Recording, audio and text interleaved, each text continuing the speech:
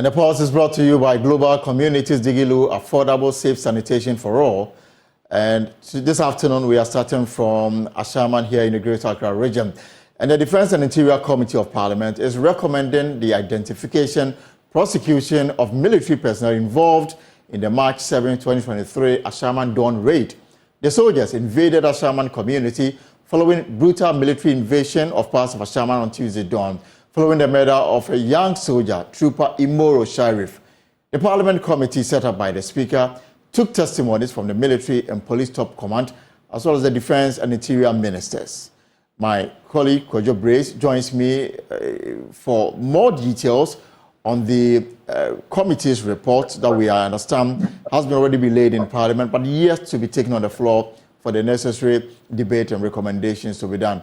Kojo, you're welcome to the policy on Joy News. Thank you, Otto. So let's start from the committee's report and the testimonies provided by the Military High Command. So the Military High Commission was represented by the Defense Minister and the Chief of Defense Staff. Now, the Minister told the committee that the operation was carried out at Tulako and Taifa, which are suburbs of Ashaiman, and these places were declared no-go areas to the high level of criminal activities that had been occurring in those areas. Now, according to him, the military intelligence necessitated the need to flush out criminals in these areas, which had gained a reputation of being unsafe and dangerous to the extent that residents could not move freely, most especially in the evening. Now, the committee was informed by the minister that an individual took on the challenge of serving as a soldier in the Ghana Armed Forces. And once he or she does that, he or she swore to the state to die protecting the people of Ghana. But in this case, the soldier did not die in the line of duty. He noted that the deceased soldier was stabbed to death on Saturday, 4th March 2023 at about 2 a.m. The minister said that happenings in the community for a period of about 1 month had built tension within the barracks. So the minister then went on to indicate to the committee that there had been several incidents where civilians had brutally assaulted military personnel.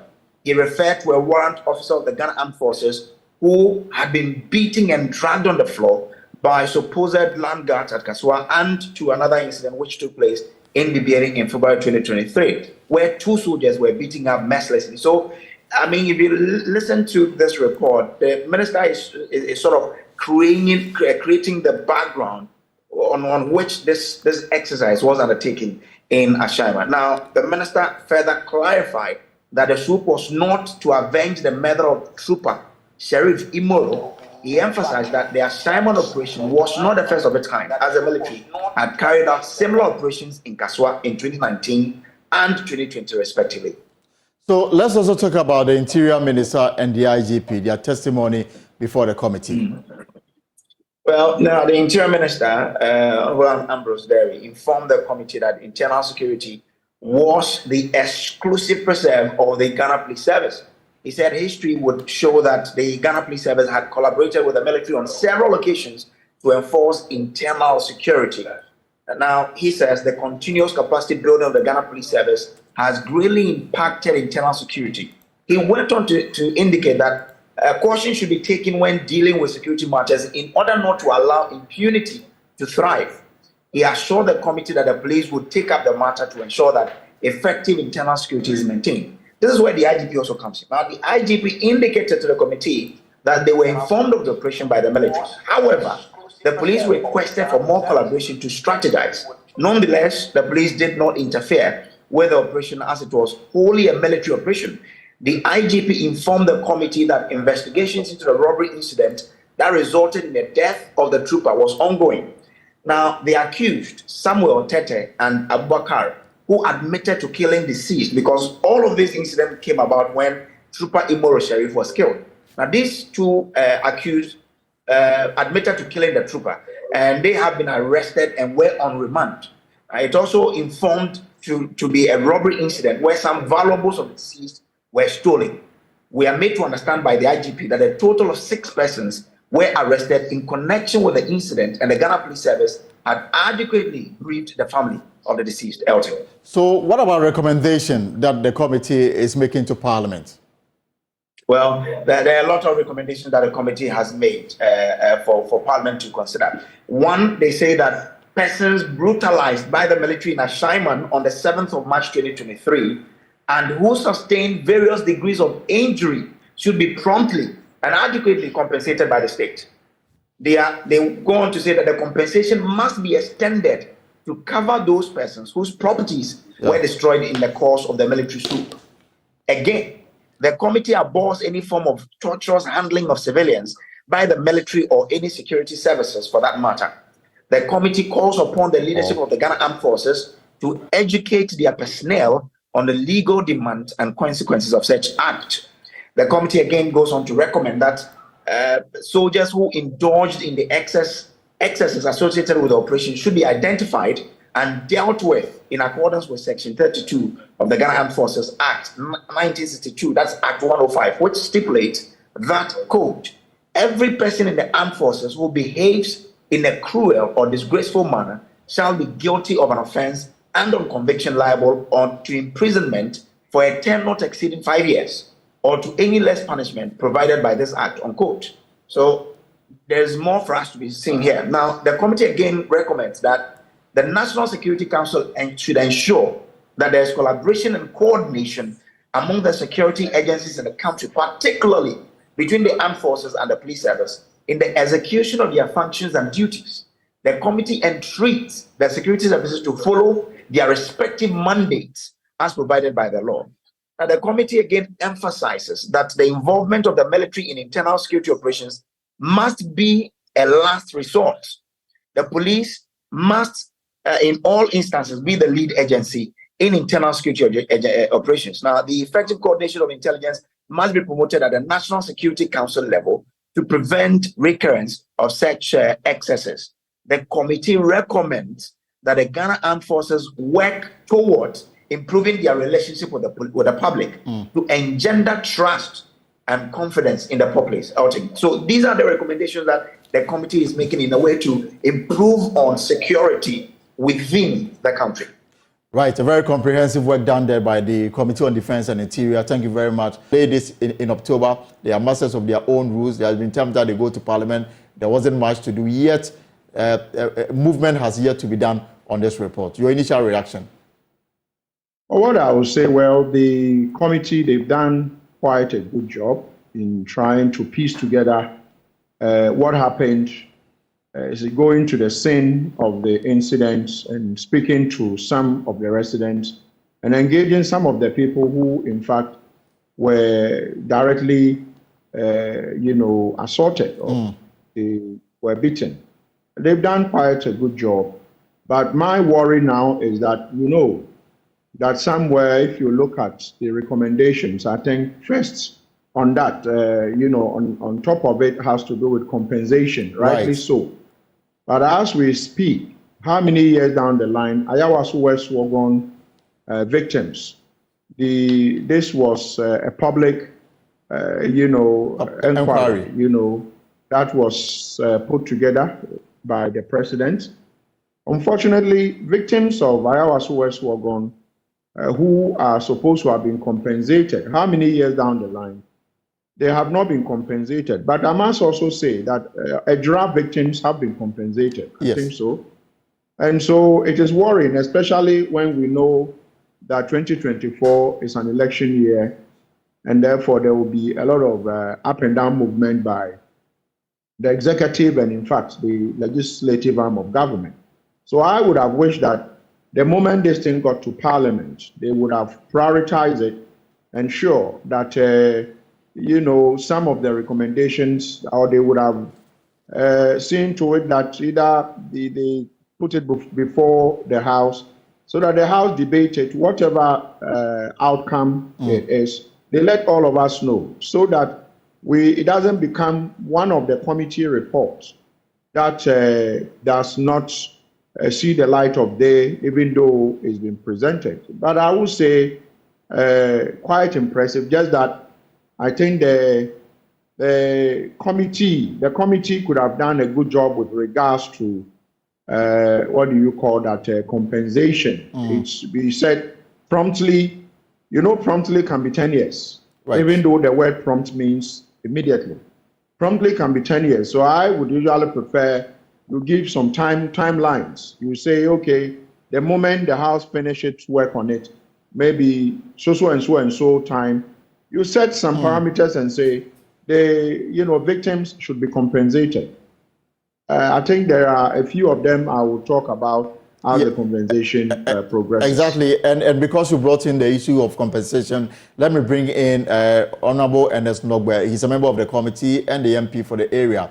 In the report, you identified 247 people. You say that these were individuals who were attacked or brutalized by the military. Some got injured. We understand that some have even died. In terms of compensation, is it your understanding that until Parliament passes a resolution which may lead to possibly set up of an ad hoc committee, that matter cannot be discussed now?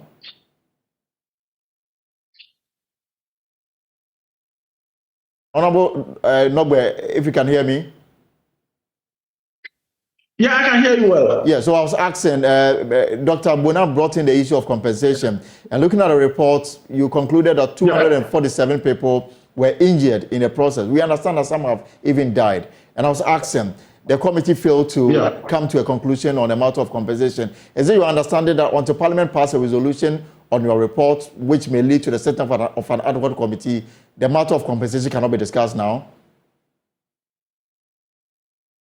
Well, rightly so. There are two things here. We could have gone to the court to enforce compensation we demanded for our victims. But now that it is before the House, we need to debate it so that the House will adopt it. Then the Speaker can even direct. All that were not captured. I heard Mr. Bona talking about the time frame. Speaker can direct that even it should be done within 2 weeks, 1 month, or 3 months. Speaker can direct, which was not captured in the report, but it's a directive from the Speaker. But did you consider it at all? Did you consider it at all?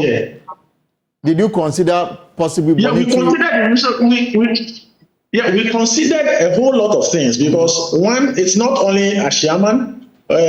He rightly mentioned some areas of Ayawaso West Wagon, Ayawaso West Wagon incidents in some areas. Hello? Yes, please go on. And some other areas, but we considered it. But in all aspects, in all this, you have a member of Parliament or you have a representative of the people in all these areas. So be it as may, if the report is saying that there should be a compensation promptly, it is left with the representative or the people to make sure that compensation is enforced.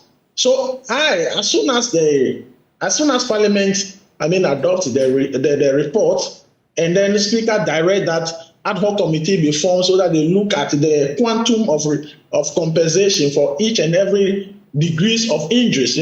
Some people lost even properties, some people bodily injuries, some people, psychological trauma, looking at the various degrees of injuries and then the quantum of the.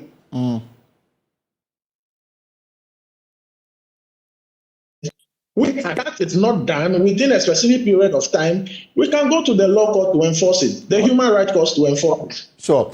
Let me bring in Dr. But Dr. Let's look at the other recommendation that the committee came up with, and they established that indeed the operation was sanctioned by the military high command, and the reason being that it was based on intelligence that had been gathered because the area had been turned into headquarters of criminal activities in the area, and the fact that the military officer died in the process, they needed to act, and then said that the military should go ahead and identify the officers who were involved in the operation and punish them in line with the military-owned standard.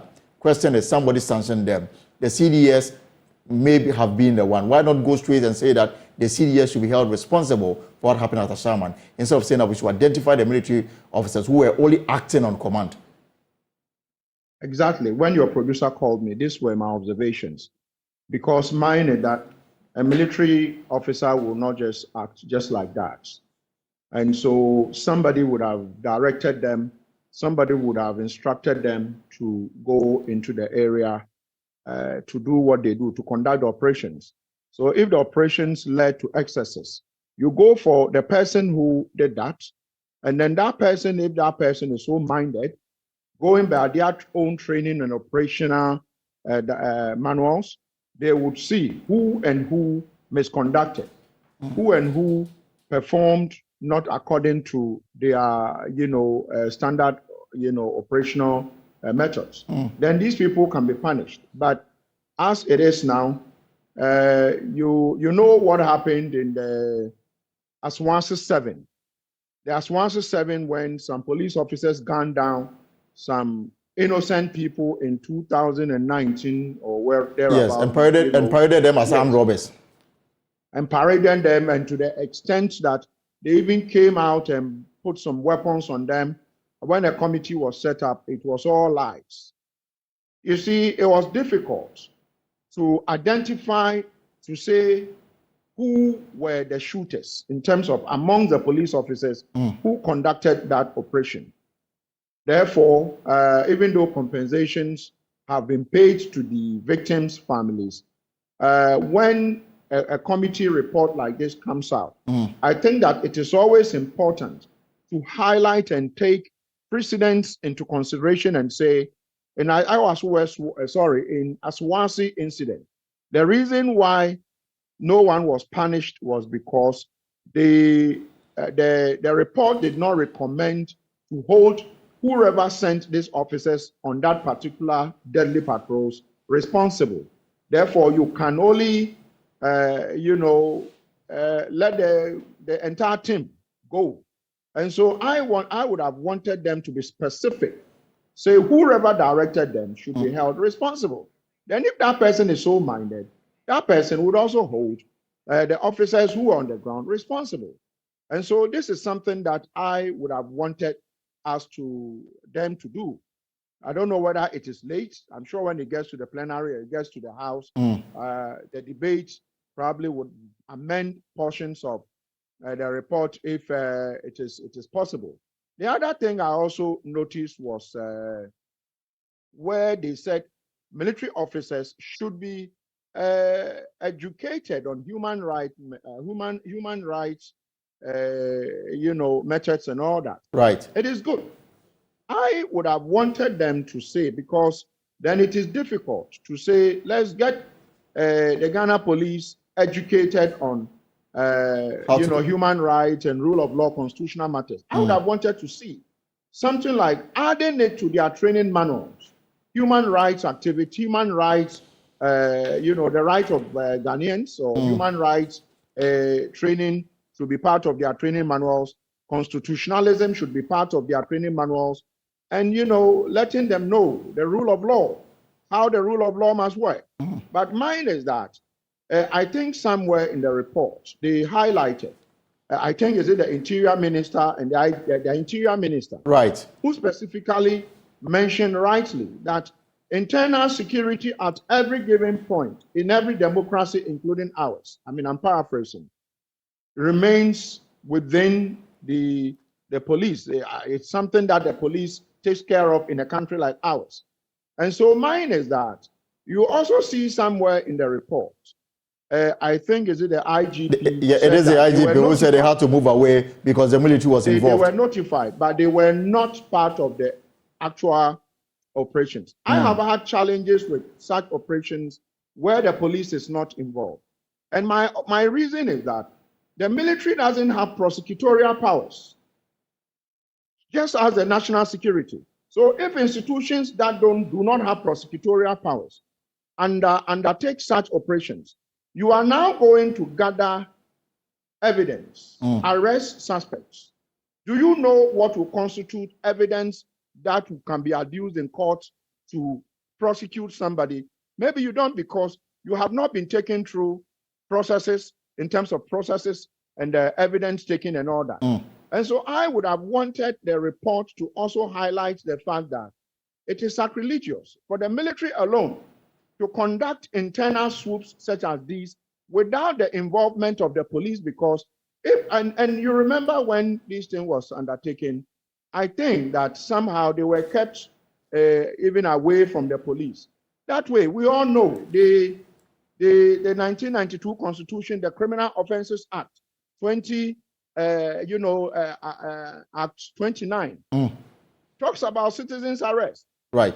Citizens' arrest means, and it is highlighted, where private citizens can conduct an arrest. But over there, it says specifically that when a citizen effect an arrest, immediately the person should be sent to the police. That same law within the Act 29 says that the crime should have been committed in front of you if you are a private citizen. So when soldiers are conducting swoops such as this, when the police is not there and the crime has already taken place, in the law sees them as private citizens. And so mine is that they undertook something that, if you ask me,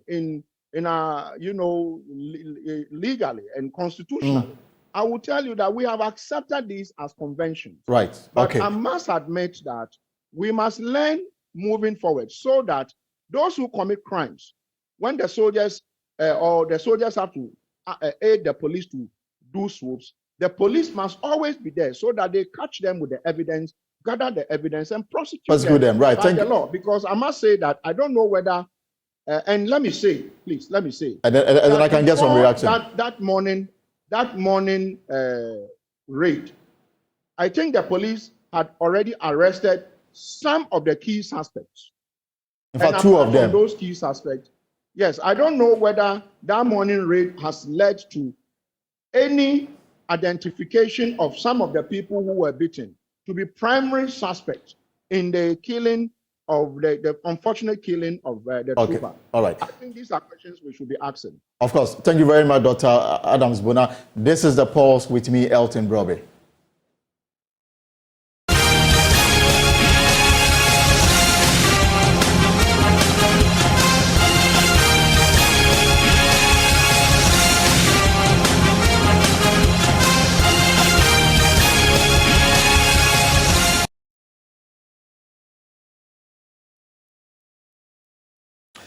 And this is your election headquarters. Your election headquarters is brought to you by Petrosol.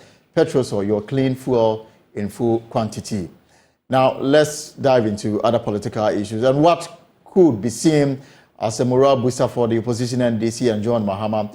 United Kingdom-based research and data firm Fitch Solutions is predicting electoral victory for John Mahama in the December 7 presidential election. Fitch, in its latest publication on election and race-related issues in Africa, says the current state of the economy will play a significant role in the choice of voters in December. In a webinar to announce the outcome of the latest research, senior sub-Saharan African country risk analyst Mike Kuringa says their findings put the NDC's candidate ahead of Vice President Dr. Mahama Bawumia, who is also the MPP's flag bearer. As you can see, overall, we expect policy continuity to prevail in the region, with most incumbents winning and retaining their majorities. That said, however, we do forecast important changes in key markets such as South Africa and Ghana. In Ghana, likewise, we believe anger over living standards is giving opposition candidate John Mahama a lead in the polls. This marks a shift away from the incumbent's preferred successor, that being current Vice President Bawumia. So again, overall, although we do expect policy continuity to prevail, some important changes will occur, and we'll be monitoring these closely. So the question is, what are the factors working against the MPP? Here again is Mike Kuringa. So while the Ghanaian government has confirmed its commitment to implementing fiscal reforms in the 2024 budget, we anticipate significant public expenditure overruns ahead of the December election, particularly given that the ruling New Patriotic Party, or the NPP, trails behind in the polls. So since the start of the century, since the year 2000, public expenditure as a share of GDP increased by an average of 3 percentage points during election years, as you can see on the left-hand side chart. And I think this really reflects the government's tendency to, for example, subsidize utilities or implement social welfare programs, really to garner public support in the run-up to general elections. So while these expected expenditure overruns will lead to a widening of the budget deficit in 2024, it will also support households financially, so driving up domestic demand that way and also supporting headline economic growth. So in terms of the other part of your question on who is most likely to win the December vote, our core view remains that the opposition National Democratic Congress, or the NDC, is best placed to secure a victory. So looking at polling data, it appears that the economy and economic management will take center stage for voters during the election, which will inevitably give the opposition NDC an advantage because the recent economic downturn happened under NPP leadership. In addition to that, recent polls around voting intentions give John Mahama, the leader of the NDC, a favorable lead, as you can see on the right-hand side chart here. So further supporting our view that an NDC victory is most likely in December. We do see security risks increasing, as I say, specifically concentrated in the Western Sahel, specifically the countries of Mali and Burkina Faso. So as a little bit of context, over the past 10 years, these Sahelian countries have become really the global flashpoint for Islamic insurgencies, and this presents clear risks for neighboring countries like Cote d'Ivoire, Ghana, Togo, Benin. Now, we believe these risks will be compounded by the removal of UN peacekeeping forces from Mali in 2024, which is likely to create a power vacuum in the region, which we believe militant groups are likely to compete for and fill, creating clear spillover effects and negatively impacting some of the region's fastest growing countries, like, for example, Cote d'Ivoire or Ghana. So overall, we believe that West Africa will be an important monitoring point for security risks in 2024. So the latest opinion poll by Global Info Analytics for the 2024 election placed John Mahama in the lead with 53.2%, whilst Dr. Mahamudu Bawumia is around 29.6%.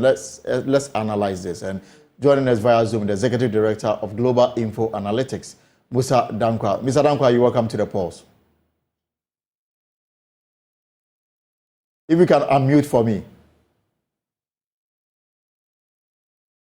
Right, so Mr. Dankwa, if you can unmute for me. Yes, thank you very much, and thank you for having me. So again, let me just put on record that the Fitch Solutions latest report that they had a webinar on it last night credits you for some of the work that they put out there, that your work is part of what they put together, that they came to the conclusion that the NDC candidate, as we speak, is likely to win the 2024 election. But let me ask you, what would you say is working for the NDC ahead of the December elections?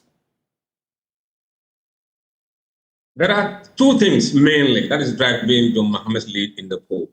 And as Fitch mentioned, the economy.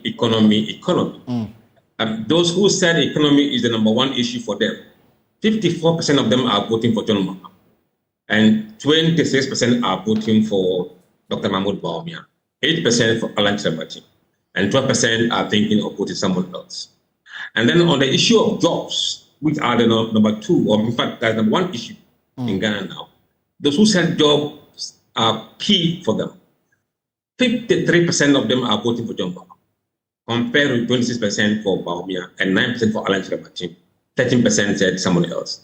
So these are the two reasons that makes John Mahama the favorite to win the 2024 elections.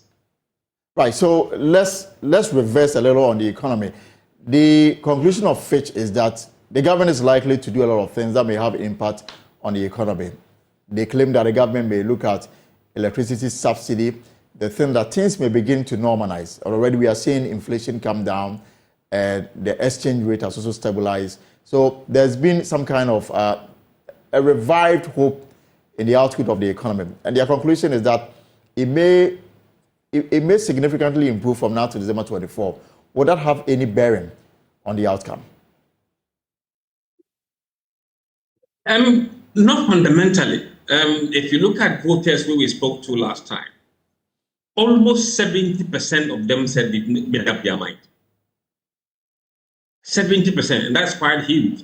Even about 16% said yes, they may change their mind, and another 14% saying that they are neutral about changing their mind. So if we have a situation where people who are going to vote are entrenched on their choices, it makes it really, really hard for them to take into account things that are improving along the line. But certainly there are those who will be swayed by changing economic conditions. So did your research focus mainly on floating voters, or these are people who in previous elections have voted for both parties? No, in fact, we don't focus on floating voters, we focus on Ghanaians. I only ask because, you know, the MPP and the NDC, they are all laying claim to 5 million voters. And they say that no matter what, no matter how bad they do, they will maintain their 5 million. Now, how they are able to move to the 50+1 depends on floating voters. That's why I asked that question. Okay. All right. Let me put this into context. If you take party affiliation into account, 68% of voters who are MPP intend to vote for Dr. Mahmoud Bawumia. 68%. You have another about maybe 18% who want to vote for Mahama, who are MPP. And about 12% who are MPP are voting for Alan Chiramatin. Why? So MPP has lost its core base. And what is accounting for this? Economy, jobs. It's the same issues, economy and the job issues. The same issues. And then when you look at floating voters, Mahama is leading 53% among floating voters. Bawumia is around 21% or so, and Alan around 18%. So the key block here, which is the floating voters, Mahama is having a very good lead. And among those who are NDC, Mahama is attracting 95% of NDC. But can anything change from now to December? Or does your research say that Mahama can go home, sleep, and hoping to wake up in 2025 as the elected president? No, anything can change in election. But what moves election at the moment will be the economic condition of people and the living standard of people. If the standard of living improves significantly, you may see tightening in the poll numbers, but will not be enough to overturn what we are seeing in the poll. They will close the gap, but very difficult for them to win at the moment.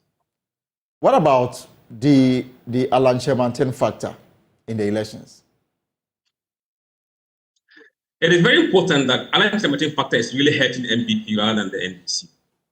Because if you look at NDC is winning 95% of its base, whereas MPP at the moment is winning 68%. A chunk of them are voting for Alan, and another chunk are voting for NDC. Now, for Alan to really make an impact, he needs to make inroads, not just in MPP, but also from NDC and also the floating voters. At the moment, he's yet to do that. The MPP is going into to elect their parliamentary candidates in places that they're already holding on to the seat. So you are safe to say that these are safe seats that they are contested.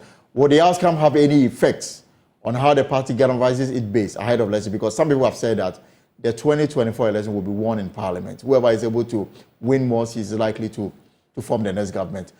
Well, what will happen over the weekend have any impact on how the party positions have ahead of 2024, depending on people they elect? Yes, in fact, we do have some initial numbers about voting intention for parliamentary seats. Okay. And at the moment, they are behind by almost 20-something percentage point. Now, if they go and elect people who are not popular, come tomorrow, that would exacerbate their situation in the polls. But if they're able to remove some of those unpopular guys from their constituencies, that would help them galvanize their base a bit. All right. Mr. Ramka, thank you very much. And I know that we'll be talking more on these matters in the months and weeks to follow, because we have a lot more politics to do in this year of 2024. Thank you very much and have a lovely weekend. Right, let's just stay with your election headquarters brought to you by Petrosol, because electors in the Asante-Achem South constituency in the Asante region are anticipating the election of a parliamentary candidate who would lobby more developmental projects to the area. The constituency considered a gateway to the Ashanti region years for a major facelift.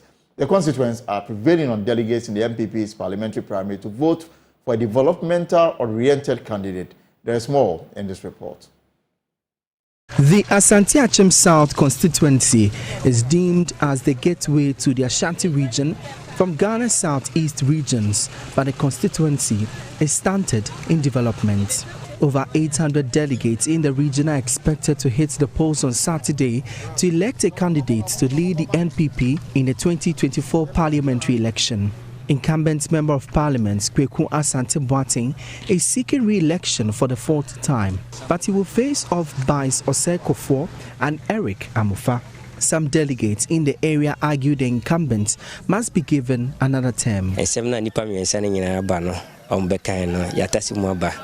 Na ifi se delegate ni ifi se the lawyer Kweku Asante Boateng kana nsemu mu do a bifi se yata na chi na yakoye ni ma ifi se dachi bia na ebeboa ye nti Asante achim de decide begu titru begu ene nimpote mu ka ho no imse lawyer Kweku Asante Boateng no ye adwuma pa na ebeta na chi lawyer Kweku Asante Boateng enyuma wa ye no ebi wo ho a onwie ya obese owie edema ye aha ye nyina ye nimse Asante Boateng adwuma wula ye nyina de adwuma na ebetima ye adwuma gandidate ye me ye sure say o me nyina beto aba na Asante Boateng. In the 2020 parliamentary primary, Mr. Asante Boateng was fiercely contested by Managing Director of Ghana Post, Bice Osei-Kuffour. But Obuo, as he is popularly known, lost the election by 58 votes.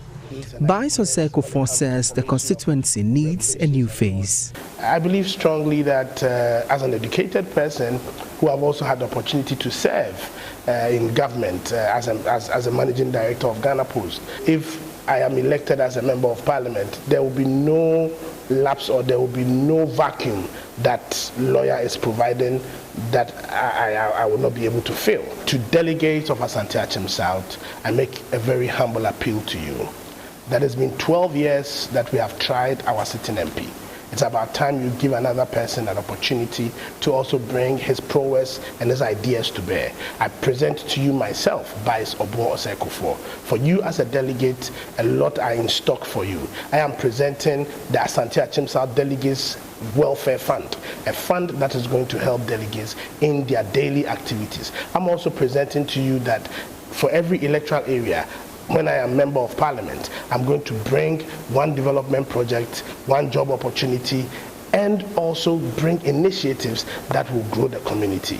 Amid the intense clash emerges Eric Amufa, believed to be the dark horse in the race. I'm the right person to lead the constituency. He contested in the 2020 parliamentary primary but lost to the two leading contenders. Eric Amufa is convinced his campaign message as a unifier will pull more votes for the party in the general elections. From the first month after Eric Amufa wins, we are going to do a unity conference, right? Unity conference in Asante Achim South. And this unity conference, we are going to bring all the polling stations at one place. We are going to bring all the former MPs, former constituency executives, all people from Asante Achim South in government.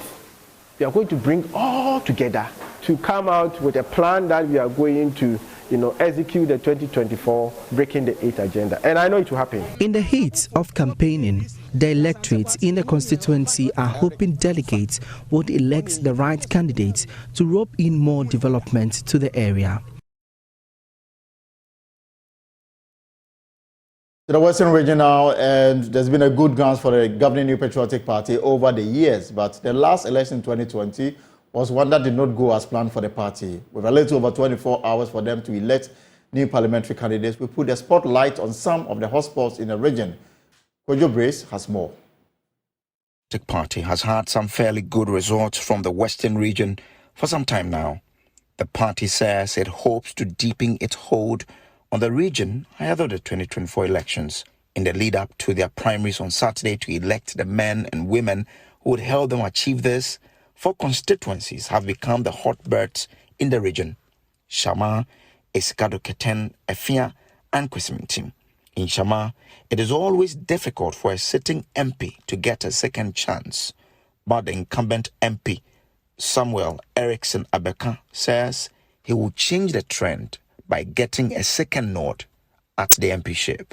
But he's facing off stiff opposition from a former DCE, lawyer Joseph Amwa, and a successful businessman in the area, CEO of Lower Primaries Bank, Isaac Affle, someone regarded as a developmental agent in the constituency. In the Eskado-Keten constituency, the incumbent, Joe Gate, is not seeking re-election. Former Regional Secretary Charles Bisu is confident of winning the contest because, to him, he is the most experienced person to replace Joe Gate. What Honorable Joe Gate has done for this constituency, if you go to Parliament, out of the 10 best constituencies in Parliament, Eskado-Keten is one of them. There's no doubt about it. Former Deputy Attorney General, Railways Minister, Second Deputy Speaker of Parliament. So the experience is enormous. So that seat, the seat is Eskado-Keten, cannot be joked with. Now, if you're taking somebody there, then you need somebody with experience. I'm not saying that I'm the better person because I do not downgrade people. But what I have done in the region, I managed 26 constituencies when we had 8 out of 26 seats. NEC had 18. As the regional secretary, I worked with the team. We are next 8 more. In my second term, I maintained majority for the MPP. So it means being a national council member with experience. I believe that I match that. And we are not going to start all over again for Eskado-Keten. We need somebody with track record. And I did my work with results. Now let's look at preparations ahead of tomorrow's parliamentary primaries in some 104 constituencies that the MPP is holding. The Director of Elections and Research with the MPP, Evans Nimako, joins me via Zoom. Mr. Nimako, good evening and welcome to the Pulse. At this very moment, I think that you are so stressed. Tell me how things are ahead of Saturday. Thank you very much for having me and good afternoon to your viewers across the world. I think that the party has put in place enough mechanism to ensure that come tomorrow, we are able to organize a very successful, transparent and credible constituency annual delegate conference that will elect for us our parliamentary candidates in these constituencies where we have certain members of parliament.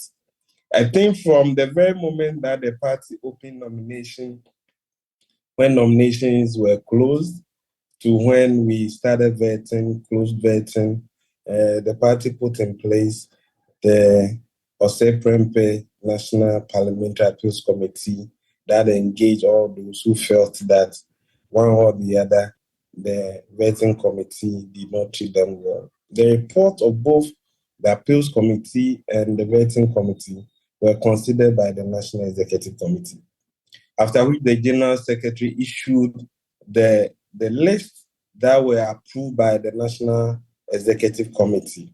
But very few of our colleagues who have shown interest to participate in this exercise were advised by the National Executive Committee that they cannot be part of this exercise. Going forward, we've engaged with the Ghana Police Service, the Electoral Commission, and we are expected to have a very successful conference because all that has to be done in terms of election-related responsibilities are in the care of the Electoral Commission of Ghana.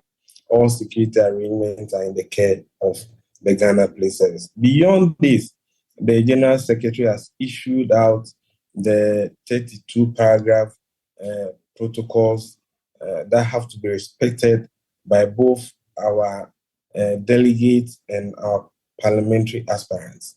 We're saying this because we want to have a very successful program that at the end of the exercise, the New Patriotic Party will remain very united to support our presidential candidate, His Excellency Dr. Mahmoud Bawumia, to beat the NDC's candidates, Mr. Mahama, once again. We've been into several elections with him, 2012, 2016, and 2020. And once again, we're going to floor him in 2024. This requires of us that we will come out in this whole exercise very united, focused in our orientation to reach out to all the voters on the register so that come December 7, 2024, majority of them will vote for Dr. Bawumia for him to constitute government. All right, Mr. Dimako, update us on. So yesterday we knew of 104 constituents. At this one we are told that there's been injunction on some of the constituents. So how many constituencies are you holding election tomorrow? We understand Mampong is out, Akuapem South is out. Give us the latest update. So as we speak, the Office of the General Secretary has been served with the court injunction from Mampong constituency, Binduri constituency, and Agona West. Then in Akuapem South constituency, where one candidate, Honorable Obi Amwa, decided not to continue in the exercise, wrote to the party about his withdrawal. Flowing from that, the constituency party and the regional party in Eastern Region submitted petition to the General Secretary, upon which the National Party has directed that election in New Japan in Akuapem South will not come up tomorrow. So as we speak, we are going to have elections in 100 constituencies which will go into competitive contest. We have also 33 constituencies where they're going unopposed.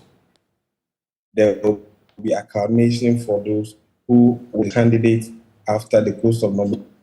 They're going unopposed. So that is what we have as of now. But my brother, let me also let you know that the party has really put in place enough mechanism for party people who felt aggrieved, one or the other, to submit their concerns to the party. But if it's a bit worrying if at this last minute, some party people will choose to go to court and enjoin the party's process. Mind you, it's just that they have filed injunction process, not that the court has really, ordered injunction. But MPP is law abiding. So once the Office of the General Secretary has been served, you respect the court's decision. The national chairman has issued a goodwill message to all candidates. We expect that the protocols given by the General Secretary will be respected by our parliamentary candidates and our supporters. Our delegates are party leaders in the constituency. You are looking at polling station executives, electoral area coordinators, constituency executives, representatives from the Council of Elders and patrons. And so these are people who have been given the responsibility by the party at the constituency level to constitute the delegates that will elect for us our parliamentary candidate. And you are hopeful, Mr. Dimaku, you are hopeful that these matters will be resolved before the EC opens nominations, because we are in 2024, we are no longer in 2023. You don't have so much time on your hand. We don't have too much time, but we are also not in a rush. If you look at the Constitution, before a parliamentary candidate is elected or selected, the person will have to satisfy the constituency party, regional party, and national party. So when there's a concern or petition from the constituency and regional party, it serves everybody right for the party to hasten slowly. So what has happened in Akuapem South is not out of ordinary. Those who have elected to go to court, i.e. Binduri constituency, Mampong constituency, and Agona West constituency, those party people will go through with the court issue. Once they fail to assess the party's internal mechanism of resolving their concerns, I think when we are done, the party also reserves the right to give them the appropriate sanctions. All right. Mr. Dimaku, let me ask a final question so that I can let you go. I also have in the studio your namesake, Evans Mensah, head of our political desk. And we'll look into your election headquarters preparation for tomorrow. But Mr. Dimaku, your general secretary this week was emphatic. There will be no campaigning, no speeches, and more importantly, no campaign. And we know for sure that from now to tomorrow morning, this is where the real action is. And people obviously may be camped whichever way you look at it, whichever description you want to give it.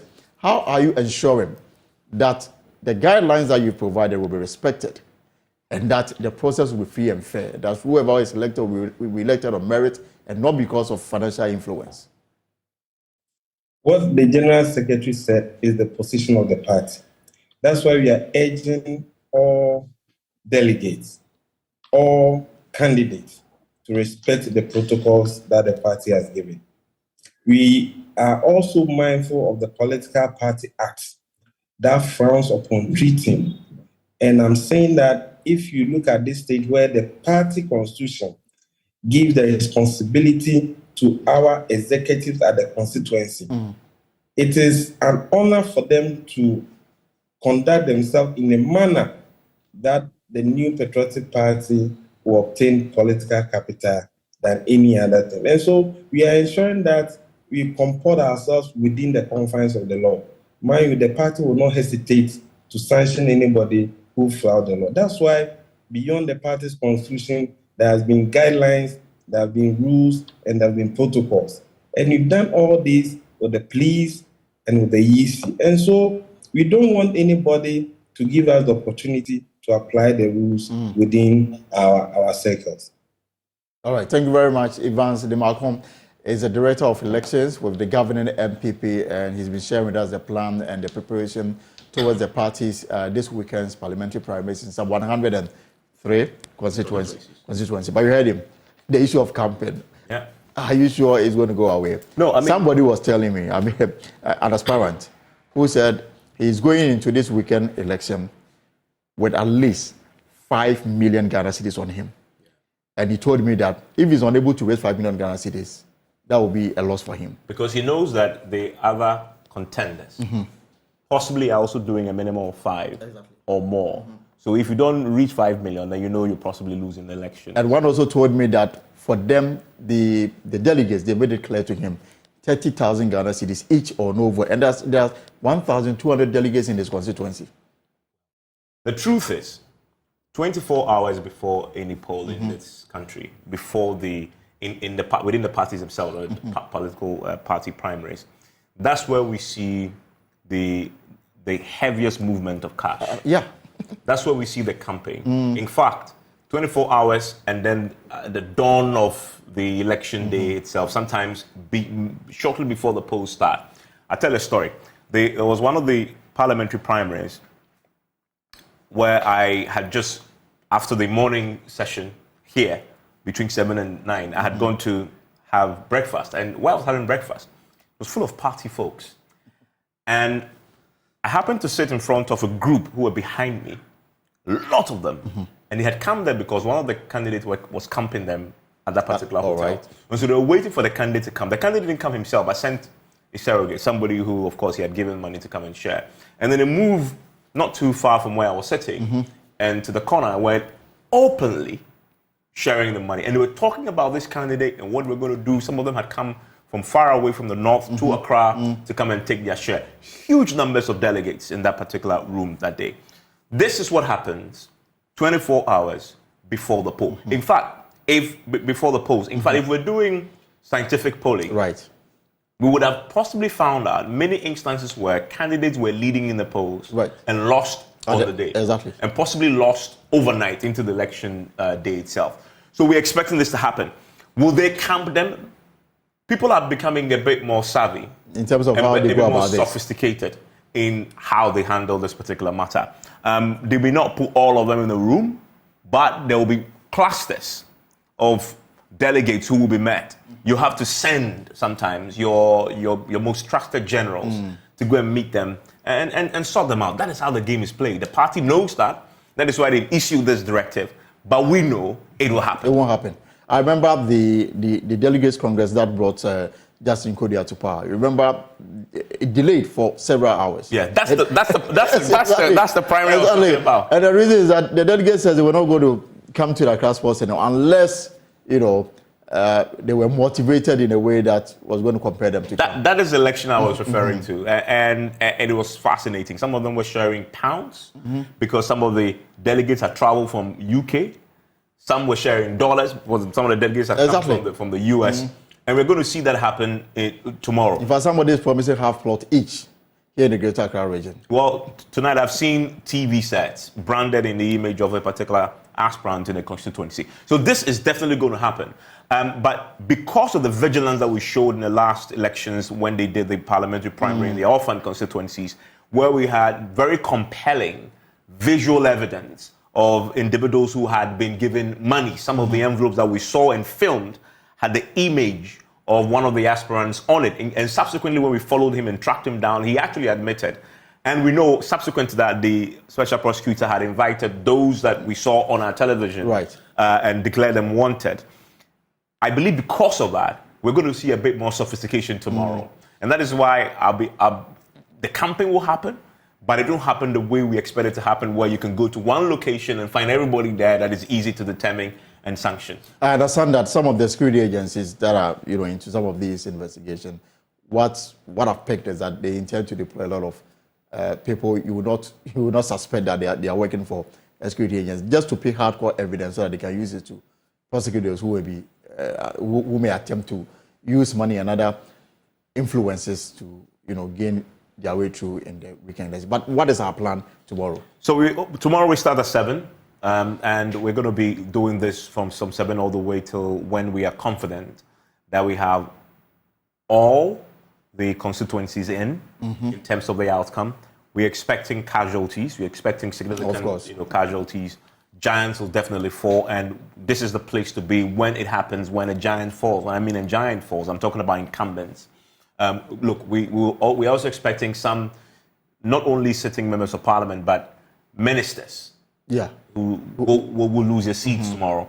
And so we've positioned ourselves where, of course, we deploy based on intelligence. Right.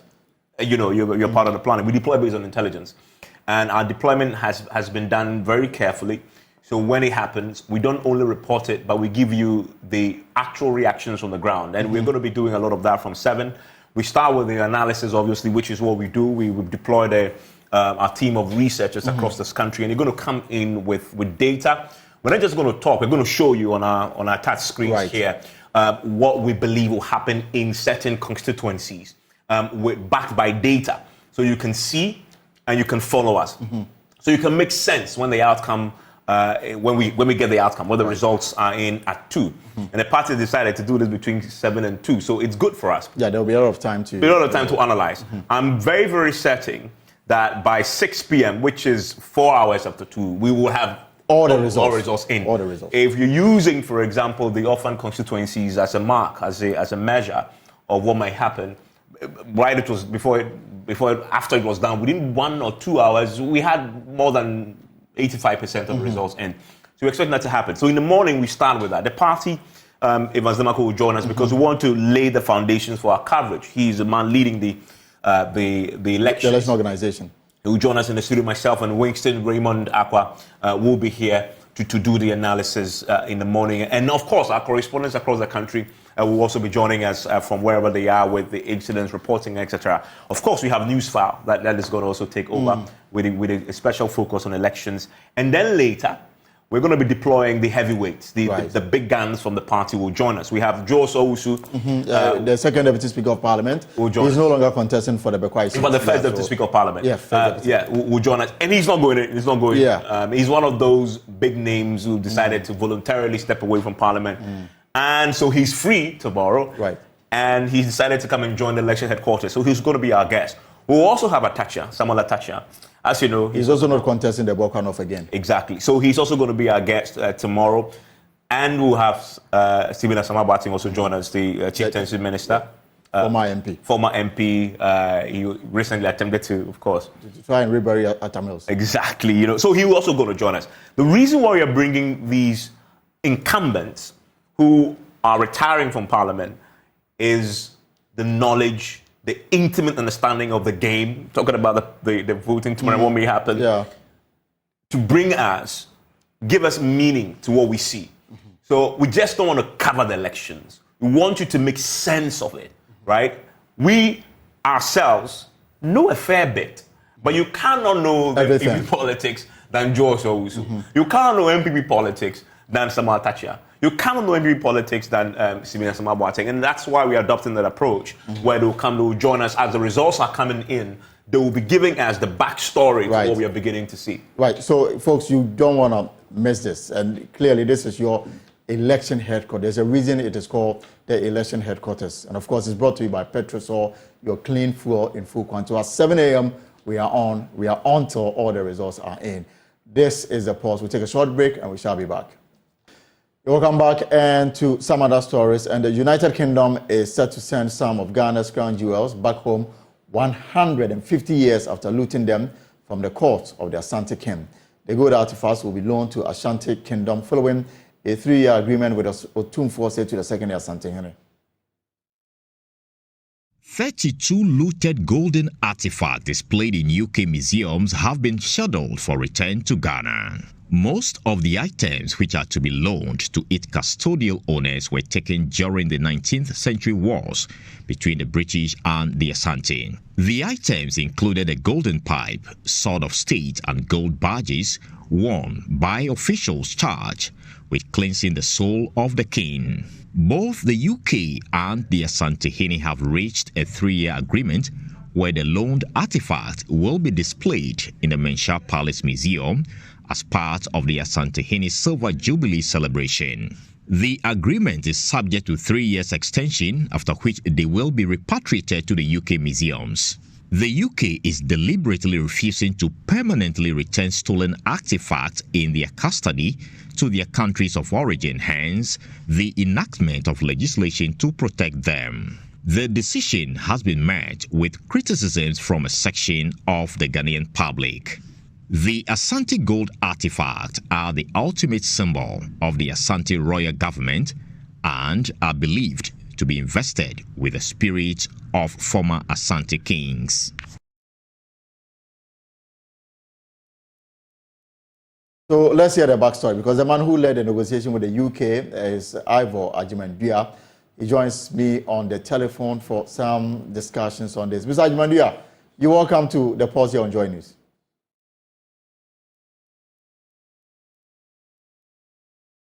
Mr. Ajimandua, if you can unmute for me.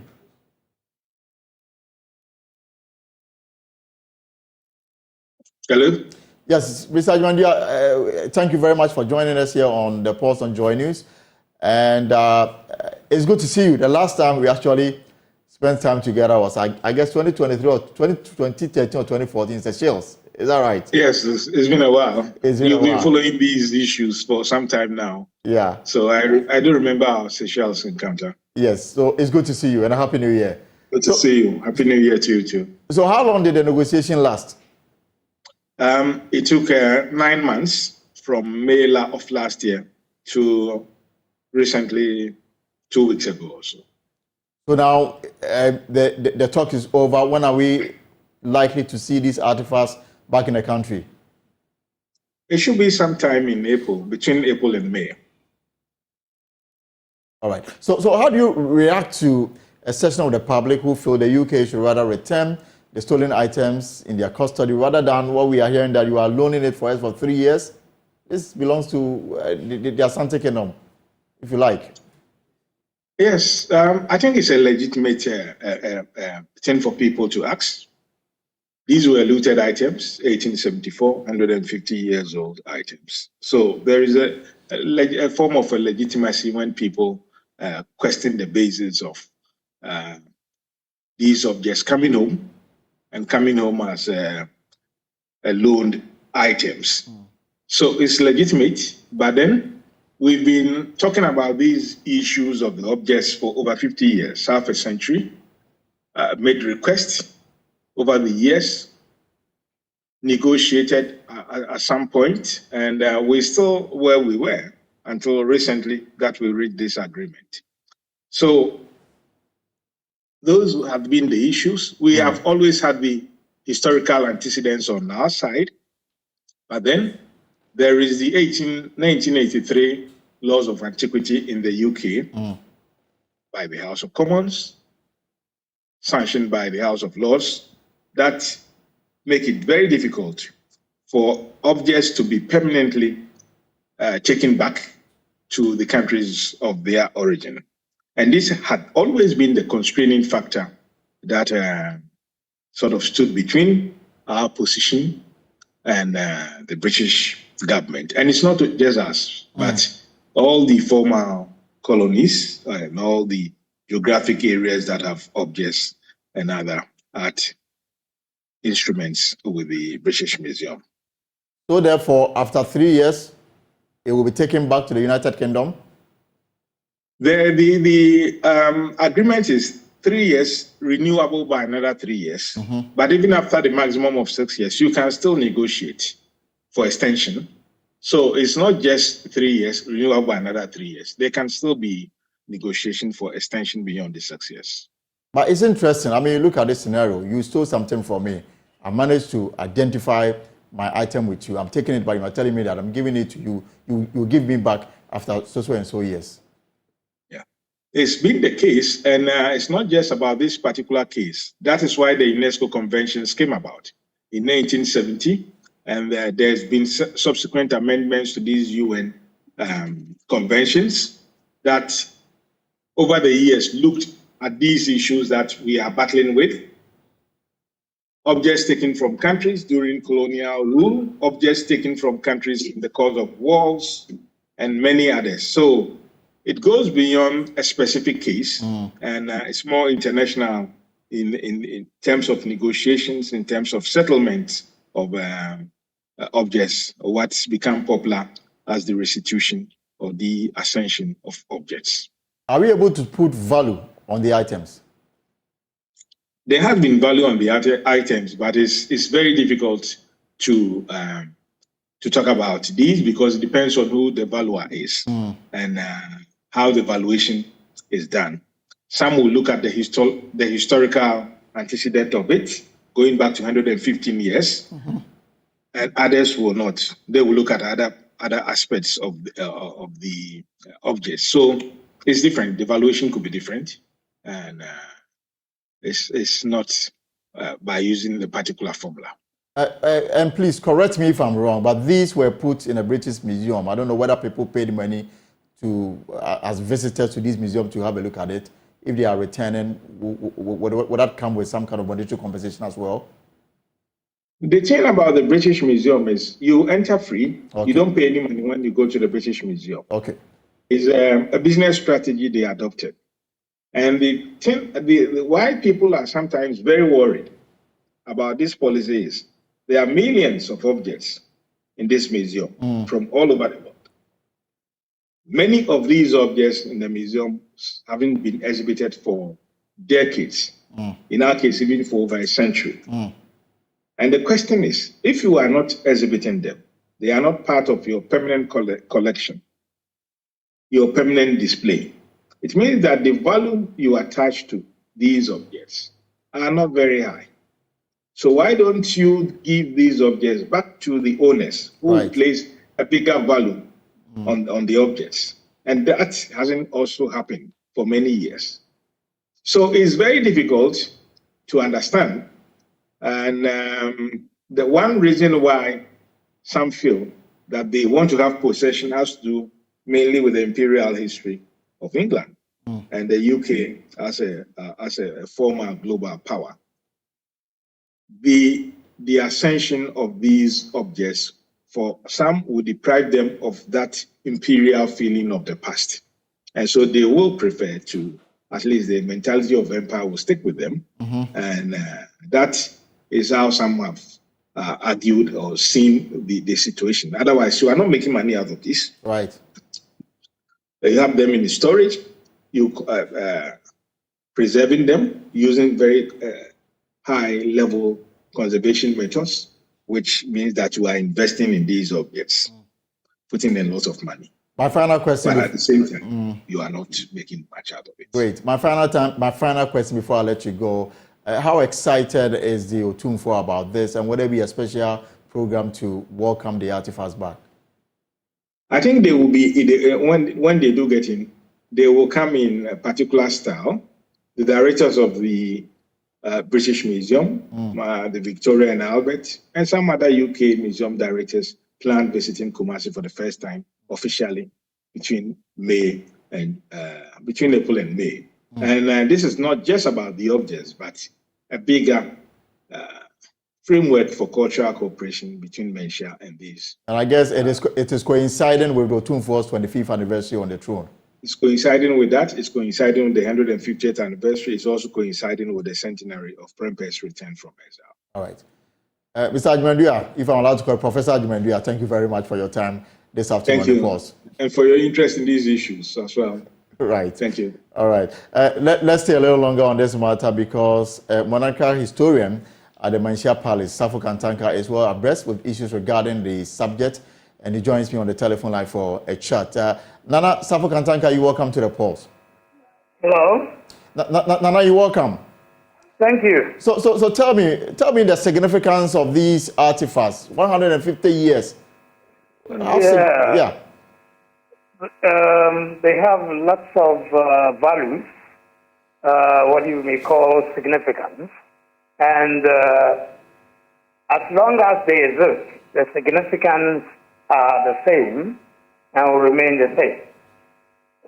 We have physical value, seeing the thing for yourself, as the visual artist will see and admire. That is one value.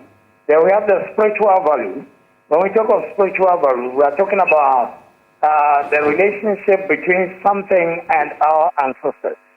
That is between us and our ancestors, and all the sub-objects that we use and all the regalia that we use have special relation to us and to our ancestors.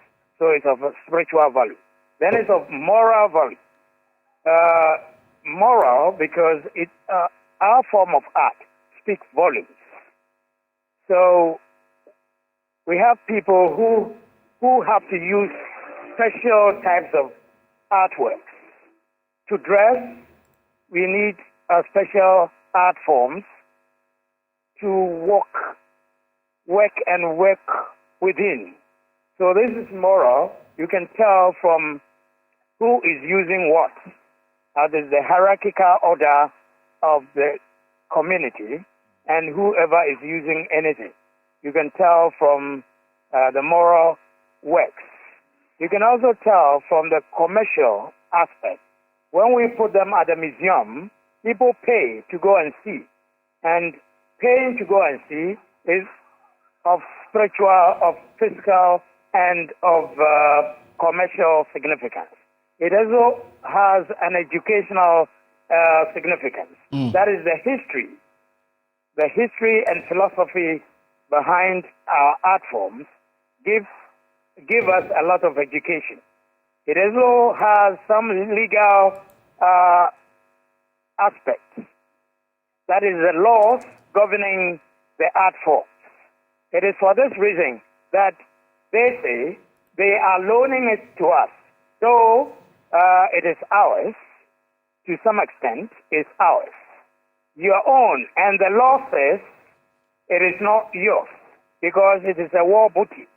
So here we also engage ourselves in the legal aspect of things. We also have the administrative aspect. Administration, because all the art forms are shared among special people within the Ashanti community or within the chieftaincy system. And there, everybody pays particular attention to whichever form of art and the way they have to manage its existence. So that is also administrative. There are very many other things that we can deduce or learn from these art forms. Those who carry the art forms away are not very conversant with the very meanings, the history, philosophy behind the art forms they are carrying. It is only lying there to tell them a little history about themselves, that they fought wars and they conquered things. It is also something to tell them that they are superior because they fought and seized these items. So to them, of very little value, but to us, of a very high value. About the spiritual significance of this to the Ashanti Kingdom. Yes. Yes, Nana, so I was just coming to ask you about the spiritual significance of the items to the Ashanti Kingdom. Yes, the spiritual significance are clear. They had spiritual significance before they were taken away. And it still remains with the artifacts. The spiritual significance remains with the artifacts. Spiritual because we know when to choose what types of art to use to decorate our body. And it communicates, a form of communication, spiritual communication to our spiritual world. All right. Right. So I guess then we all have to wait for the items to be brought back into the country. And from what Mr. Ajimandua says, between now and May, we will all be waiting for it. Thank you very much, Nana Safo Kantanka. Is a historian with the Manhyia Palace, explaining the spiritual significance of the artifacts that the UK government has decided to loan to the Ashanti Kingdom after taking it away 150 years ago. This is the pause. We'll take a short break. Welcome back to the pause. And a while ago, we were talking about artifacts coming back from the UK, and it looks like 2 UK nationals have already come. They've taken the lead, and that's next on our plate. The Society of Motor Manufacturers and Traders is one of the largest and most influential trade associations in the UK. It supports the interests of the United Kingdom automotive industry, both home and abroad, promoting the industry to government, stakeholders, and of course the media. It's been 5 days of these engagements and partnership. As the auto investor mission ends today, it is suspected that meaningful partnership will be realized between the UK and Ghana, driving mutual prosperity between the two countries. The UK-Africa investor mission started on the 22nd of this month and ends today, Friday, 26th of January 2024. In the studio are 2 envoys from the United Kingdom to throw more light on the mission and its outcome and the status of the partnership engagement so far. I have in the studio Victoria Bolton-Smith, Invest Lead for Jet Ghana, Jobs and Economic Transformation, and of course Matt Smith, Head, International Society of Motor Manufacturers and Traders Limited. So let me start with you, Veronica. Yes, thank you. Right, let me start with you. So tell us, give us a brief of what really this is all about. What Ghana Jet's about. Right. So Ghana Jet stands for Jobs for Economic Transformation. It's a 5-year Foreign Commonwealth and Development Office program where we're really trying to support Ghana's move away from aid to trade and supporting Ghana's mandate essentially to industrialise. So we look at 3 core sectors, automotive industry, textile and garments and pharmaceuticals. And what we're trying to do is create jobs and also to spur economic investment. So we look to the international community to bring big ticket anchor investors as well as supporting the SME base here in Ghana. So how are you facilitating? Are you doing the facilitation between the businesses and local partners? Is that what is happening now? How are you doing that? So a number of ways. I mean, the first thing that we tried to do as a program is a 5-year program. So we're currently entering year 4. What we've tried to do is look at things like policy and incentive framework to ensure that, those are the foundations for any investor to feel comfortable to invest in any country. So we really looked at that and supporting the work that Ministry of Trade and Industry does, as well as working very closely with the GIPC. And then ways in which we coordinate with investors is to reach out to them to share the policy updates. So as you know, Ghana's gone from 0 OEMs as of 2020 to now 11. So that was a direct result of the fantastic auto policy that was pushed through Parliament in 3 months. Right. So, these are indicators to investors that Ghana is ready for business and, sectors like the automotive industry are definitely open for business. And already we have a lot of, big giants that have already set up assembling plants here in Ghana and then, producing for the local market, indeed, I'm sure, for the West African market. But Matt, how is the mission going? It's going very well. Yeah, we've had an excellent week here. So we've met with government and policymakers. We've met with a number of the manufacturing companies. We've visited their sites. We've met with the Ghana Auto Development Centre. So we've got an excellent overview of the automotive sector in Ghana, and we're going to take that away and consider what the opportunities are for collaboration in future. Perhaps I can just follow up and say, what has been the learning process? Well, for me, it's my first time in Ghana. In my role, it's to look at the international opportunities for the UK automotive sector. So in the UK, we have one of the most open and international automotive sectors in the world. So we're very keen to collaborate internationally. So my objective for coming here was to understand the sector in Ghana better, to meet with some of your organisations, to make links and find some opportunities for the future. And I think we've got quite a lot to take back with us. And Veronica, I'm guessing that networking is key in this. So what is the strategy going forward? So really it's as, engagements such as what we've had this week, the Auto Investor Mission, where we can bring interested parties who want to kind of seek business opportunities and partnerships. So we've arranged this investor mission over the last few months.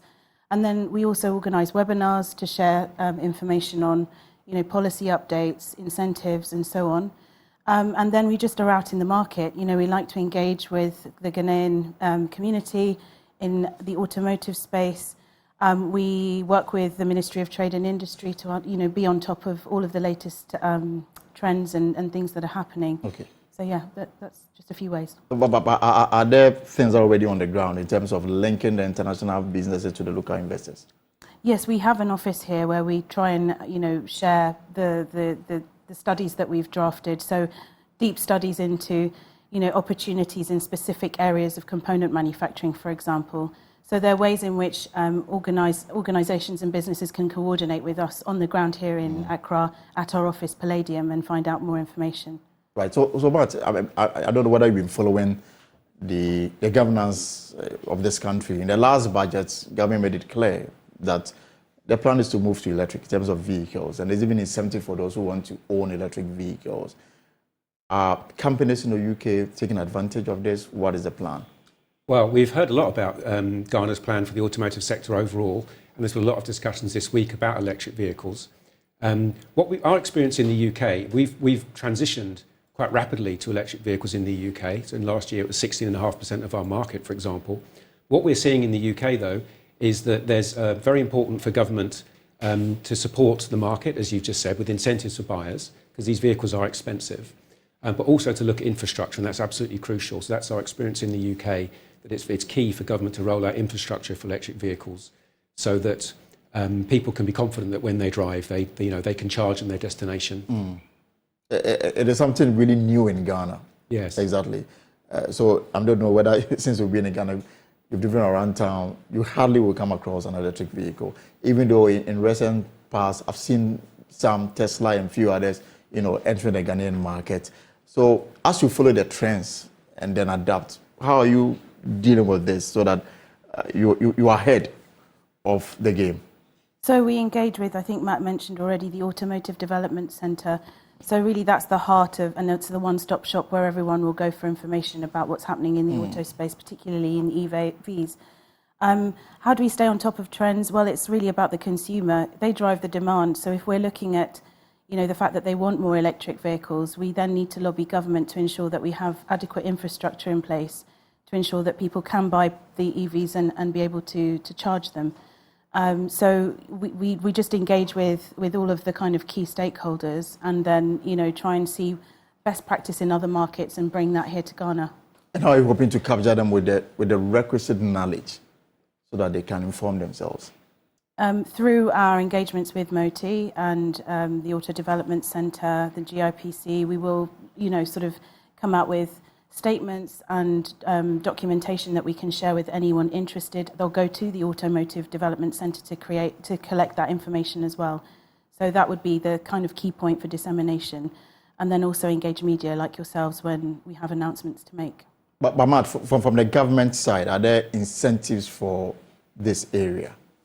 Well, we've heard about the development of the automotive policy in Ghana.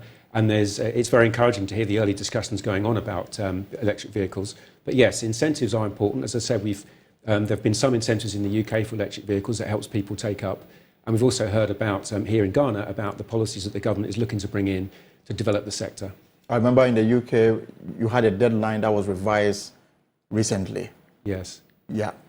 So can you tell us a bit about it? Well, in the UK, by 2030, 80% of the vehicles sold will be zero emission, and that's mandated by law. So we see that starting this year, manufacturers have to sell an increasing proportion of zero emission vehicles up to 2030. And then by 2035, there'll be no more traditional petrol or diesel engines sold, and it will be only zero emission electric vehicles in 2035. That's really good news. But as you try to roll out these things, and you collaborate with the local investors in terms of knowledge transfer, how are you doing it? I think through a number of ways. I mean, we have working groups where we kind of bring in key stakeholders to kind of find out how we can ensure that. Are you talking specifically about electric vehicles? Right. Yeah. So we'll look at things like vehicle finance, for example, which of course goes across the board. We'll talk around the regulation and the standards that are required. that's knowledge transfer. We look at how we can work with associations such as SMMT to understand how they've done it in the UK and what we can adopt here in Ghana. So we're out in the markets, and we plan to sort of engage with the governments of Thailand and other governments where they've successfully rolled out, policies for electric vehicles and so forth, and see what's best practice in the market and adopt those strategies. I wanted to talk about education, but before I do that, energy is key in this particular area. I'm sure you've done your homework. You think that West Africa, Ghana is ready for this revolution? Well, as I understand it, Ghana has an excess of power on the grid. So yes, I think you probably have some of the key kind of conditions to have electric vehicles in the market.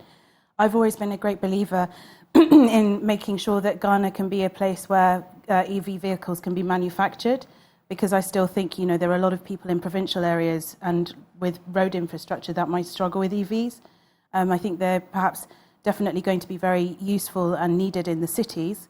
But I think that Ghana could perhaps indeed be a hub for EV manufacturing and with export opportunities. And the incentive is there to encourage people. Well, we're working on that. In the last few days that you've engaged local partners, and do you see enthusiasm? Yes, certainly. I think with the recent finding of lithium in Ghana as well, there's a lot of discussion at the moment around how that can be used in terms of battery processing, battery manufacturing. So there is huge opportunities just in that space alone. We're very keen on value addition, so things such as that would make a lot of sense. And of course, these are the batteries that are used in electric vehicles, so yeah. So Matt, how are you hoping to step up the education so that we can continually improve the skills and capacity of the people you are working with? Well, we've come here this week to understand Ghana, to build relationships and get to know people and companies. So we've done quite a lot of that. This is just, it's my first time in Ghana, my first time looking at the automotive sector. You're welcome. Thank you.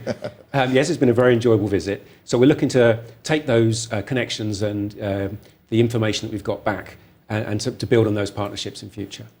So in terms of sustainability, Veronica, how is JET hoping to sustain this to the future? We knew this was a 5-year program, so it was made with the idea that we would, hand over best practice, the learnings over the 5 years, and ensure that we're working hand in glove with the government. So our key partners being Ministry of Trade and Industry and the GIPC. So we have, work with them every week, essentially, to ensure that, they're along the journey with us. They understand kind of the ways in which we need to draft policy, how we have to have deep dive studies so that we can then share that with investors so that they're clear on where the investment opportunities lie. In terms of sustainability, this is the best way to work with governments, I think, in a collaborative way, and to ensure that, you're constantly looking at new areas for development and you're supporting your partners on that journey. And are you getting the needed cooperation from government? Yes, we have a really strong relationship with the Ministry of Trade and Industry and with the GIPC and other partners. I mean, we work with GEPA and so on. And we've had great engagements. I think, as they say, the proof is in the pudding. We wouldn't be where we are today with 11 OEMs, which I believe we're currently ahead of South Africa in terms of the number of OEMs in country. Okay. So I think these kind of statistics, these kind of fantastic markers that 3 years ago, 4 years ago didn't exist, just goes to show the commitment of government and just how well programs like ours really work. And final question so that I can share with the two of you, in terms of looking into the future, and what kind of future do you see as far as EVs are concerned? For EVs? Right. Well, as I say, certainly, I mean, the climate is changing. We need to reduce our carbon emissions, and in the UK, the automotive industry is absolutely bought into that. So it is encouraging to see those early steps and discussions that are happening in Ghana. And I think as we see that automotive policy coming in and the market develops here, there's plenty of potential for the take-up of these vehicles in Ghana with the right support for the market and for the sector here. Veronica? What do I see for the future? I see job creation out of the growth of the automotive industry. It's very clear to me, having taken investors around this week, we had engagements with the Vice President. We've taken them across to Tema Enclave to have a look at automotive assembly there. It's clear that there's demand. People want these fantastic cars that are currently being assembled. But there's also a big interest in Ghana-made cars. So I think the future is a mixture of ensuring that we can encourage our international automotive companies to come here, but equally well, we're supporting the likes of Kantanka. And the program has been doing that. You might know really great. Kantanka, That's really who great to are know. a Ghana auto manufacturer, manufacturing the likes of pickups and so on. So we actually took them out to Cairo to go and meet with investors. And our mission really is to support the local industry as well. So it's great. I see the future of Ghana very much buying Ghana-made cars. So Great. that's the hope. Yeah. Right. So Matt, what memories are you carrying with you as you go back to the UK? A very busy week, some very interesting visits. I've enjoyed your jollof rice. Yeah, that's great. Yes, and... have you had Nigeria's own? I haven't, no. He doesn't want to. I don't need to now. Just stay with the Ghana one. Yeah. No, I'm taking back memories of a very interesting visit, lots of friendly people, a very warm welcome. And Veronica, what memories are you carrying with you? Well, for me, this is, I think, my 11th or 12th time in Ghana. Oh, nice, so nice. I'm a veteran. You might as well give you a Ghanaian name. Please do. I'm happy to take it. Look, every time I come, there's always something new happening, another building cropping up, another road being constructed. You know, it's the indicator again of a country that's on the move, that's growing.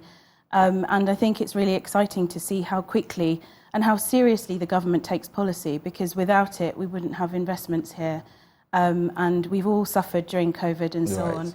And I think these 3 years after COVID, 4 years after COVID, we're now seeing, you know, just the level of interest in the Ghanaian market. So it's exciting.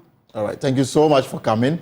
And it's been nice speaking to you. And I hope that this, as the bill, the law that was passed by Parliament is about to take off very well, so that the needed employment will be created. That, for me, is my motivation in all of this. Thank you so much. Thank you. All right. So that's it for this week's edition of The Pulse. Hopefully Monday we'll be back between 3 and 5. But until then, you have a good weekend. My name is Elton Robbie.